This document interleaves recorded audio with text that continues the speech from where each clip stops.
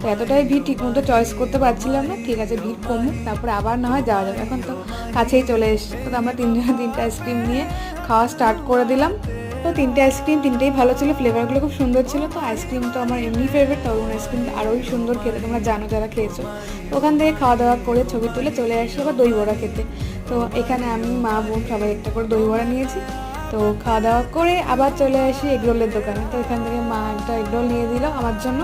তো এগরোলটা নিয়ে চলে আসি বাড়িতে। তো আজকে ট্রিটটা মার পক্ষ থেকে ছিল, তো মাদার্স ডে স্পেশাল, মা তো ট্রিট দেবেই। তারপর বাড়ি এসে আমাদের তরফ থেকে মার জন্য ছিল একটা ছোট্ট একটা আয়োজন। তো মা তো এমনিতেই খুশি, মাদের তো তেমন কোনো চাহিদাই থাকে না, তোমরা জানো, একটু কিছু দিলেই তারা ভীষণ খুশি হয়ে যায়। তো আমরা ছোট্ট একটু আয়োজন করলাম মাকে খুশি করার জন্য। এমনি তো রোজই আমাদের মা মেয়ের খুনসুটি চলতেই থাকে। তো আজকে স্পেশালি তোমাদের সঙ্গে একটু কিছু শেয়ার করলাম, যেটা তোমরা বুঝতে পারো যে আমাদের মধ্যে কী চলতে থাকে।